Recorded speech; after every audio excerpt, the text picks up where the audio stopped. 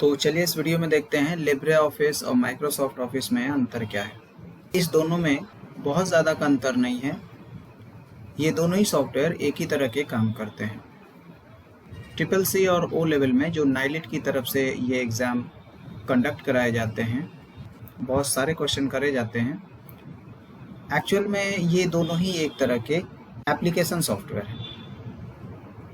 Libre office को देखें तो लिब्रे ऑफिस एक एप्लीकेशन सॉफ्टवेयर है और माइक्रोसॉफ्ट ऑफिस भी एक एप्लीकेशन सॉफ्टवेयर है। दोनों ही सॉफ्टवेयर पे आप एक तरह के एप्लीकेशन तैयार कर सकते हैं और आप कई तरह के काम भी कर सकते हैं। दोनों को एप्लीकेशन सॉफ्टवेयर बोला जाता है। इसमें से अगर जो बात करें लिब्रे ऑफिस की, तो यहाँ पर हम लिब्रे ऑफिस को ओपन सोर्स बोलते हैं। ये जो लिब्रे ऑफिस है इसको ओपन सोर्स बोला जाता है और माइक्रोसॉफ्ट ऑफिस को क्लोज सोर्स बोला जाता है। इन दोनों का अपना एक मतलब होता है कंप्यूटर फील्ड में। जो भी ओपन सोर्स सॉफ्टवेयर होते हैं वो आपको इंटरनेट पे फ्री में अवेलेबल होते हैं, इसके लिए आपको कोई पेमेंट नहीं देनी होती है। और क्लोज सोर्स सॉफ्टवेयर जो होते हैं वो प्रोप्राइटरी सॉफ्टवेयर भी बोले जाते हैं। ये पेड सॉफ्टवेयर होते हैं। ये इंटरनेट पर अवेलेबल तो होते हैं बट विदाउट पे के इनकी फुल सर्विस आपको नहीं मिलती है। आप कुछ दिन के लिए इसको यूज़ कर सकते हैं, फिर उसके बाद ये ऑटोमेटिक काम करना बंद कर देते हैं। तो माइक्रोसॉफ्ट ऑफिस जो है एक तरह का पेड सॉफ्टवेयर है और लिब्रे ऑफिस एक ओपन सोर्स सॉफ्टवेयर है। तो यहाँ पर क्लोज सोर्स और ओपन सोर्स से भी सवाल किए जाते हैं। अब आ जाते हैं कि ये दोनों एप्लीकेशन सॉफ्टवेयर हैं। इन सॉफ्टवेयरों में बहुत ऐसे इनके अंदर एक ही पैकेज में कई सॉफ्टवेयर आते हैं। जैसे लिब्रे ऑफिस में जो राइटर है वो MS ऑफिस में यानी कि माइक्रोसॉफ्ट में वर्ड के नाम से जाना जाता है। यानी कि लिब्रे ऑफिस का राइटर MS ऑफिस के वर्ड के बराबर है। दोनों ही सॉफ्टवेयर, मैंने बोला आपसे कि दोनों ही सॉफ्टवेयर एक ही तरह के कार्य करते हैं। बस लिब्रे ऑफिस आपको इंटरनेट पर फ्री में है, यानी कि ये पूरी तरह से फ्री सॉफ्टवेयर है और माइक्रोसॉफ्ट ऑफिस पेड सॉफ्टवेयर है। और आपके एजुकेशन में कोई बाधा ना आए और आपके एजुकेशन में पारदर्शिता बनी रहे, इसलिए गवर्नमेंट ने इस कोर्स को लाया है। और इसके लिए आप इंटरनेट से डाउनलोड करके लिब्रे ऑफिस को इंटरनेट से डाउनलोड करके भी पढ़ सकते हैं। और माइक्रोसॉफ्ट ऑफिस बहुत पहले से ही चला आ रहा है और ये पेड सॉफ्टवेयर है। तो मैंने ये बताया कि लिब्रे ऑफिस का जो राइटर है वो माइक्रोसॉफ्ट ऑफिस का जो माइक्रोसॉफ्ट वर्ड है उसके इक्वल है, यानी कि दोनों में सेम तरह के कार्य होते हैं। और यहाँ पर थोड़ा सा डिफरेंट, अगर जो आपसे परीक्षा में ये पूछा जाए लिब्रे ऑफिस का जो राइटर है उसका टाइटल बार क्या होता है, तो आप नोट बनाते चलिए। टाइटल बार जो होता है इसका अनटाइटल्ड 1 होता है। ठीक है, अनटाइटल्ड 1 क्वेश्चन पूछा जाता है लिब्रे ऑफिस राइटर का टाइटल बार क्या है, तो लिब्रे ऑफिस राइटर पूछे या लिब्रे ऑफिस पूछे तो अनटाइटल्ड इसका टाइटल बार होता है। नाम है untitled 1, sorry title bar untitled 1 होता है। और अगला सवाल यदि करे आपसे कि लिब्रे ऑफिस राइटर का जो पेज नंबर है, यानी कि आपने टोटल पेज नंबर जो टाइप किया है वो पेज नंबर जैसे 1 2 3 ऐसे ही करके आपने 10 पेज टाइप किया है, 1 से लेकर 10 तक, तो ये पेज नंबर हमको कहाँ देखने को मिलते हैं कि हमने कितने पेज टाइप किए हैं। तो आपका जो पेज नंबर है आपके स्टेटस बार में शो होता है। ठीक है, स्टेटस बार। तो आपको स्टेटस बार में ये पता चलता है कि आप कितने पेज बना चुके हैं और कितने पेज नंबर पे आप काम कर रहे हैं। सेम ऐसे ही माइक्रोसॉफ्ट में भी होता है। माइक्रोसॉफ्ट वर्ड में भी हम डॉक्यूमेंट्स तैयार करते हैं और इनका जो टाइटल बार होता है, जो पेज का जो भी नाम आप सेव करते हैं या बाय डिफ़ॉल्ट जो नाम होता है वो पूछा जाता है, तो जो सेव करते हैं वो हमारा एकदम टॉप पे दिखाता है।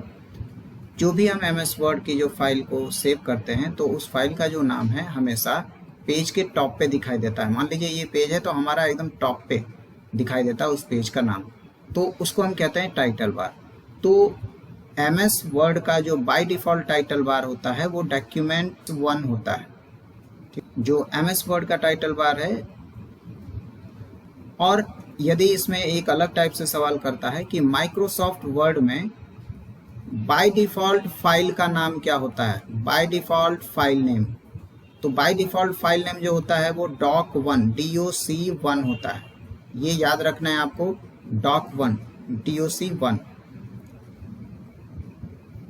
और इसमें मैंने बता दिया आपको कि राइटर और वर्ड दोनों में एक ही तरह के काम होते हैं, दोनों में डॉक्यूमेंट्स तैयार किए जाते हैं और दोनों में ही आप आसानी से टेबल्स भी बना सकते हैं और अपना एप्लीकेशन भी तैयार कर सकते हैं किसी तरह का।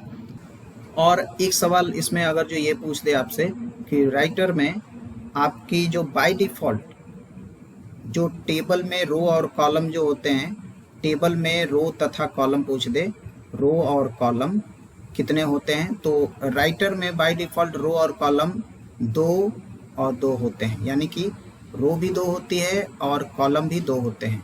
लेकिन यहीं पर वर्ड में सवाल कर दे कि टोटल MS वर्ड में कितने रो तथा कॉलम होते हैं, यानी कि रो कॉलम बताना है आपको, तो इसमें अलग होता है।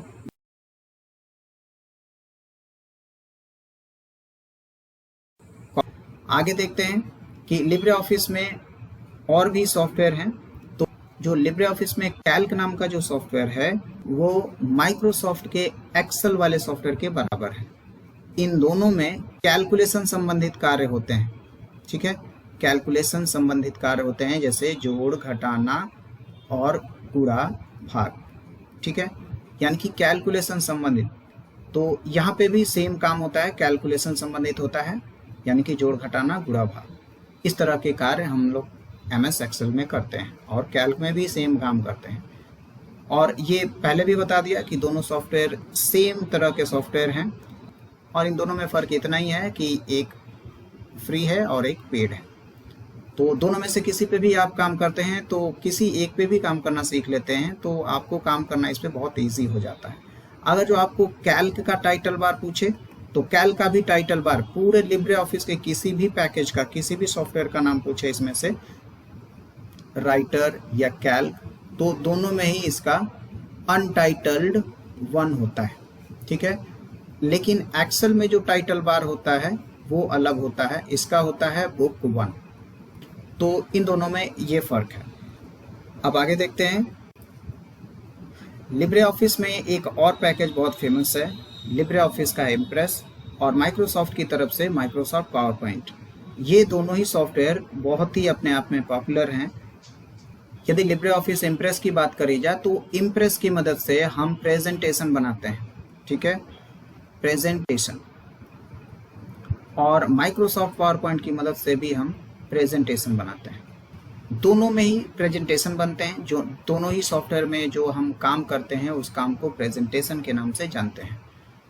और ये दोनों ही सॉफ्टवेयर एक दूसरे के सिमिलर हैं, जैसा आप इम्प्रेस में काम करेंगे सेम वैसे ही पावर पॉइंट में काम कर सकते हैं। कैल्क में और एक्सेल में एक चीज़ मिस हो गई। अगर जो हम बात करें यहाँ पर कैल्क और एक्सेल की, तो इसमें दोनों को ही स्प्रेडशीट के नाम से जाना जाता है, ठीक है, स्प्रेडशीट के नाम से जाना जाता है। दोनों के ही पेज को स्प्रेडशीट के नाम से जाना जाता है। और प्रश्न पूछ देता है कि कैल्क में बाय डिफ़ॉल्ट कितनी सीट होती हैं, तो बाय डिफ़ॉल्ट जो सीट होती हैं, बाय डिफ़ॉल्ट सीट जो होती है इसमें 1 होती है। और माइक्रोसॉफ्ट एक्सेल में भी सीट वर्तमान में 1 ही होती है, क्योंकि 2013 वर्जन आपको एग्ज़ाम में पूछा जाता है। और जो भी है माइक्रोसॉफ्ट ऑफिस का बहुत सारा वर्जन है, तो माइक्रोसॉफ्ट ऑफिस का बहुत सारे वर्जन आए थे, तो जो भी वर्जन 2007 के, यहाँ से मैं फिर से बता देता हूँ, 2007 के बाद के जितने भी वर्जन आए हैं, यानी कि अभी 2000 पे आपको क्वेश्चन पूछे जाते हैं, तो 2007 के बाद के जितने भी वर्जन्स हैं उसमें जो सीट की संख्या होती है वो बाय डिफ़ॉल्ट जो सीट की संख्या होती है वो 1 होती है। और इसी तरह कैल्क में बात करें तो बाय डिफ़ॉल्ट जो सीट की संख्या होती है वो 1 होती है। पूछा जाता है कि टोटल कितनी सीट हो सकती हैं, तो टोटल सीट की संख्या यहाँ पर 10,000 हो सकती है, ठीक है, 10,000।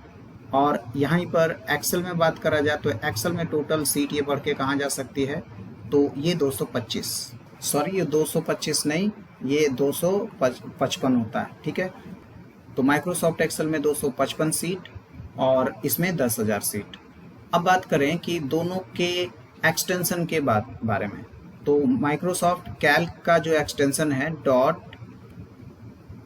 .csv के नाम से जाना जाता है, और यही एक्सेल का जो एक्सटेंशन है, यानी कि इसकी फाइल के अंत में जो नाम लगता है वो क्या होता है, तो इसके फाइल का नाम दो है, XLSX तथा .xls, ये दोनों ही हैं।